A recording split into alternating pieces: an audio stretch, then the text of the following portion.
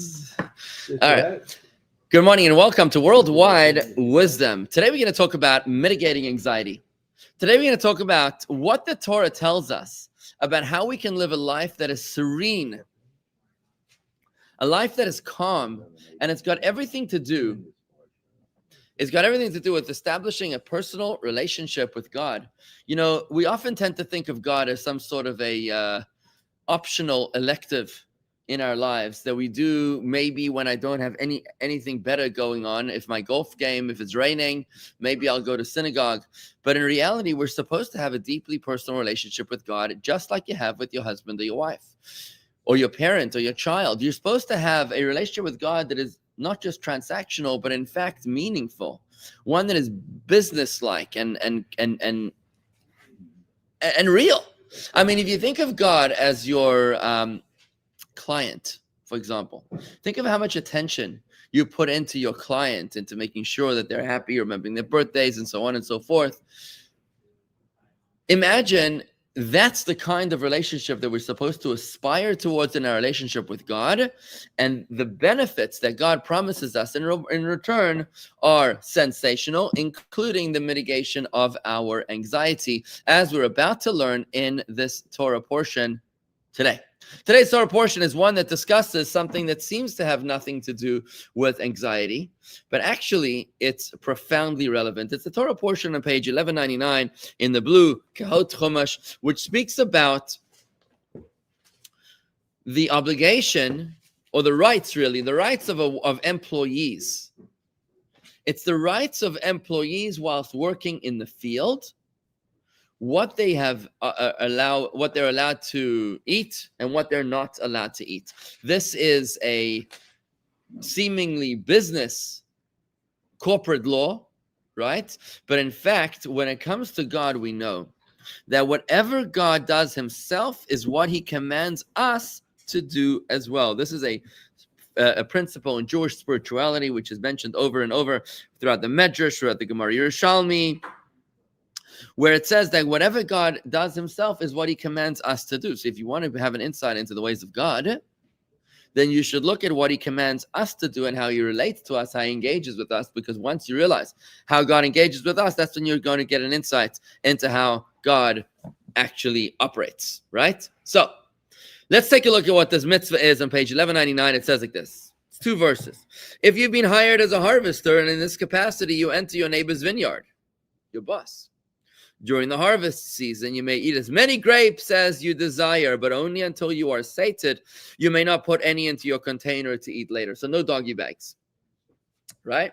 If you're working as a worker and a harvester in your neighbor's vineyard or whoever, somebody or your boss's vineyard, you're allowed to eat on the job. You're allowed to eat as many grapes as you want on the job, but you can't take any home.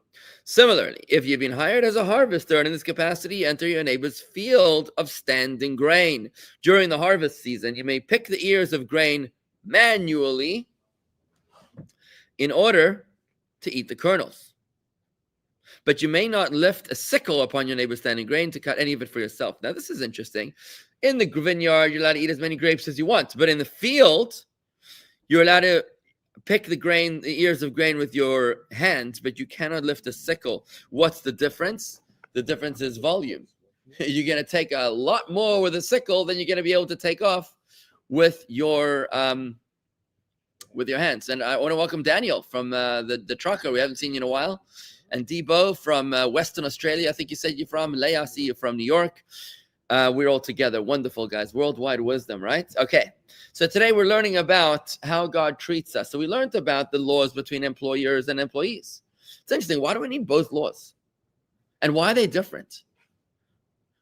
Why is the guy collecting the grapes different to the guy collecting the grain? The grapes can be eaten right there. Oh, and the grain can't be eaten right there? No. You can't do that? The grapes are sweeter. You have a better relationship with God. Ooh, interesting. She says the grapes are sweeter. Good morning, Stacy. This is interesting. Okay, good. So let's take a look. So we got 2 different situations here we learned about. One is in the vineyard and one is in the field of grain. As it happens, the worker in the field is not being paid in grapes or in grain. He's getting his paycheck at the end of the day. as we learn elsewhere in the portion. What this is just there in order to remove from him anxiety.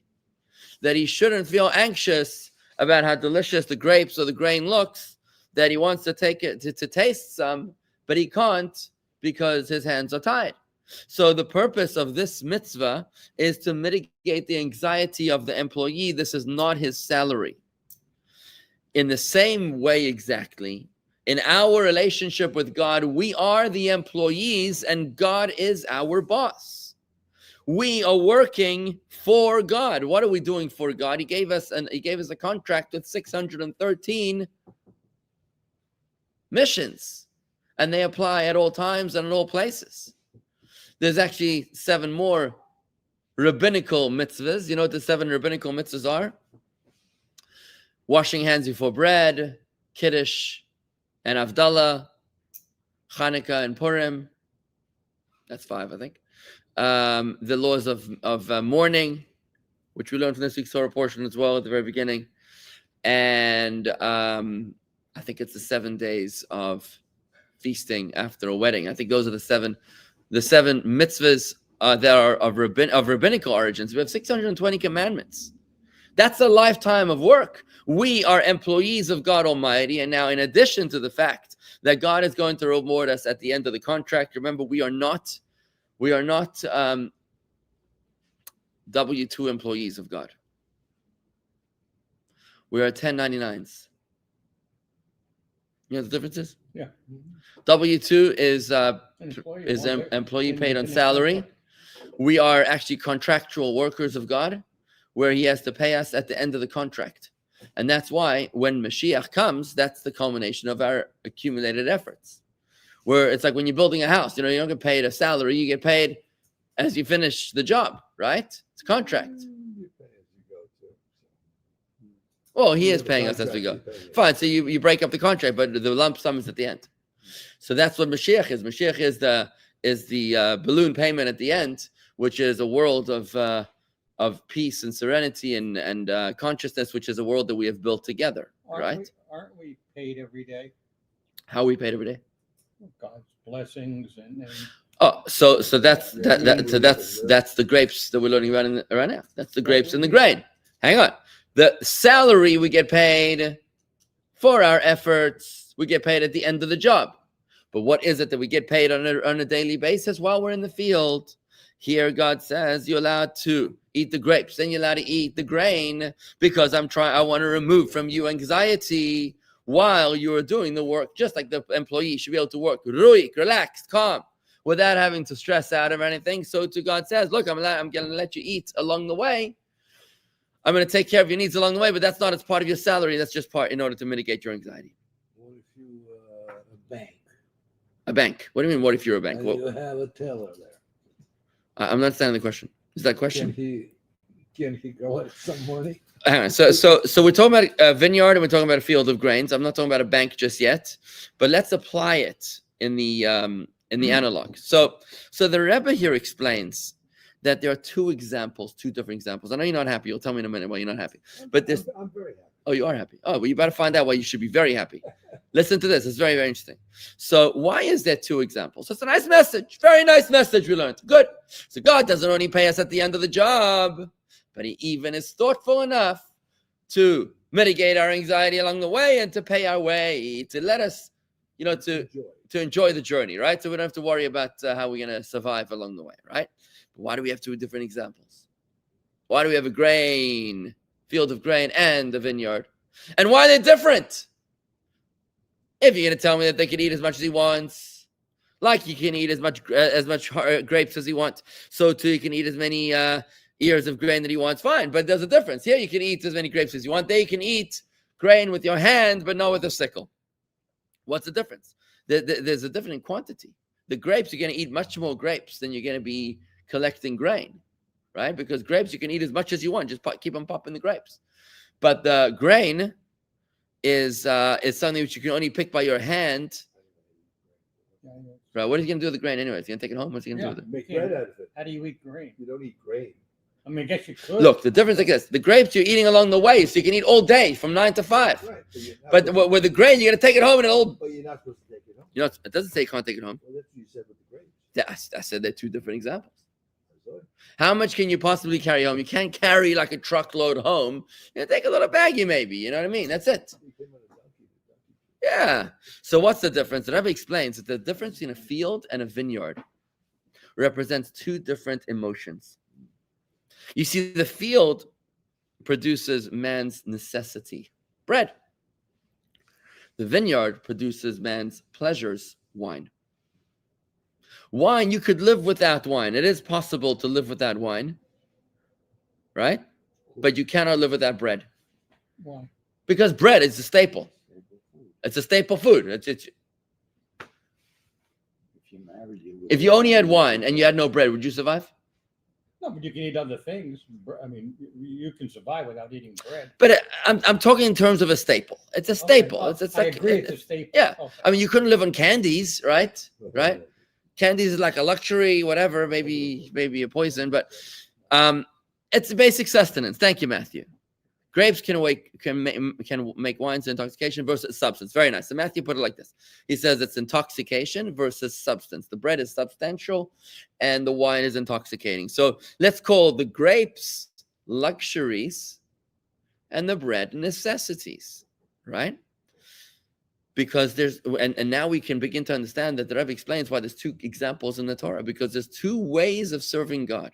We have two relationships with God. We have two modalities of serving God, two kinds of humans, two kinds of Jews, or two energies within yourself in your relationship with God. You can have a relationship with God, which is basic fundamental necessity relationship. I do exactly what I must and no more. That's the bread, the field of grain.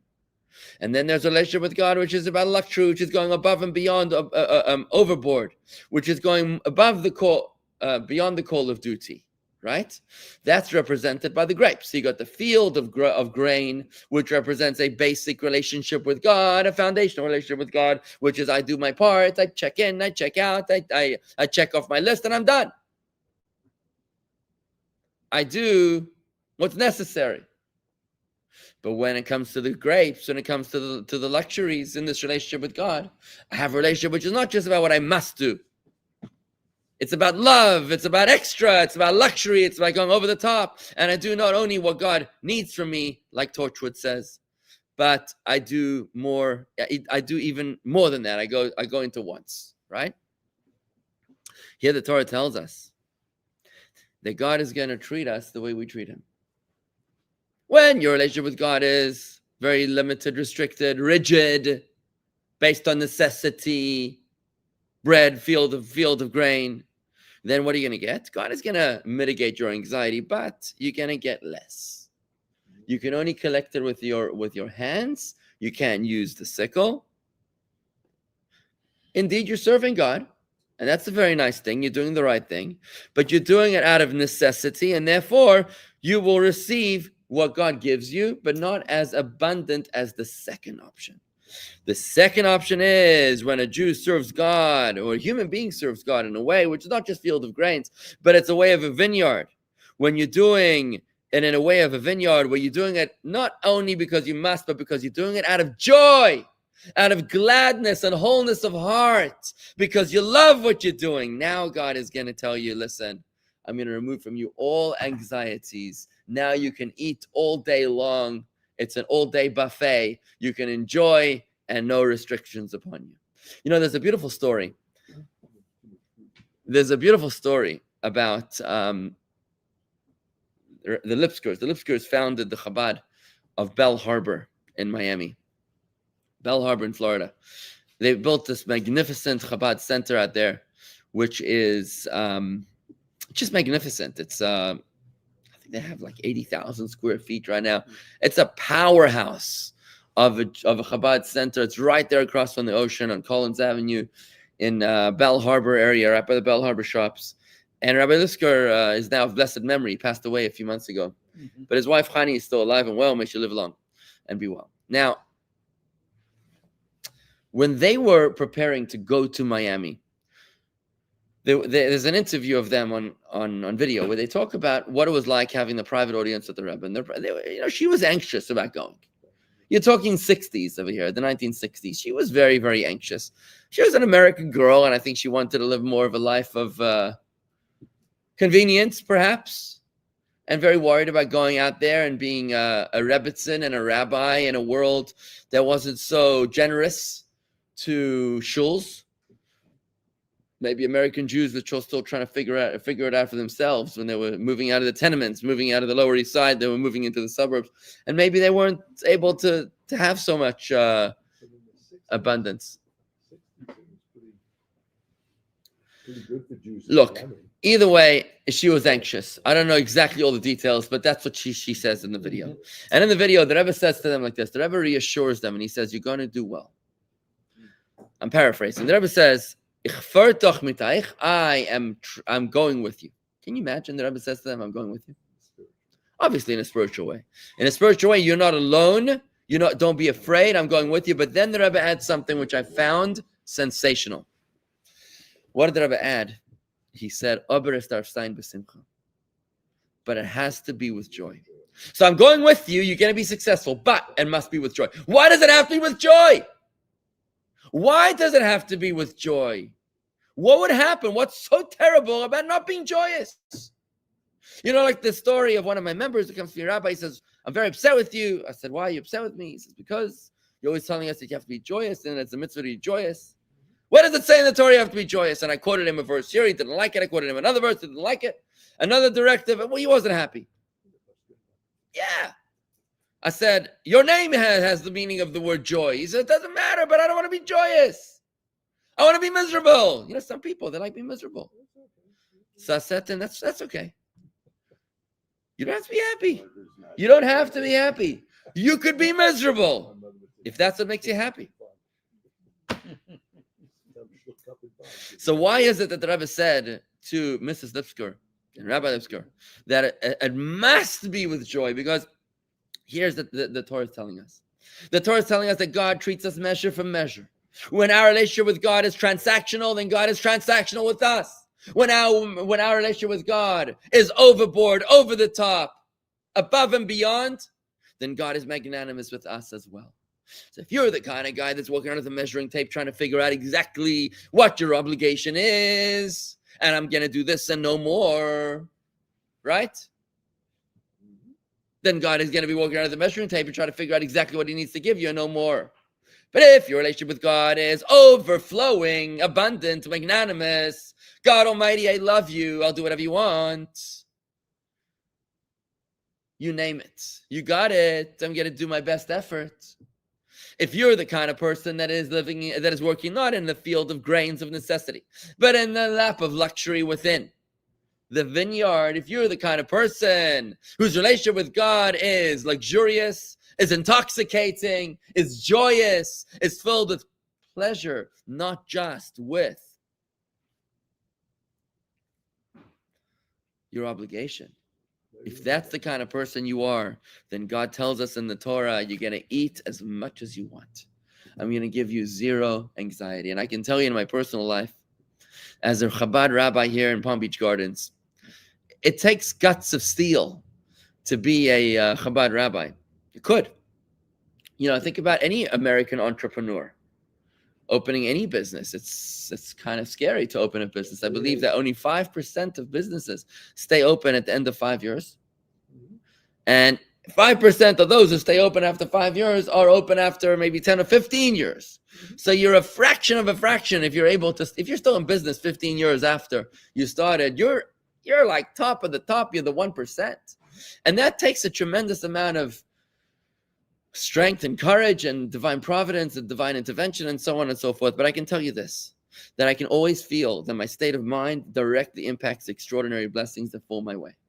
I know that I'm channeling God's blessings, and I know that this is not happening by itself. And I see that the growth of the community and the engagement of our membership and the encounters with new contacts and so on and new opportunities and so on and so forth, it doesn't happen in a vacuum. It doesn't happen in a state of depression. It happens as a result of a relationship with God where God wants to assist. I want to go with you, the Rebbe said, but it must be with joy.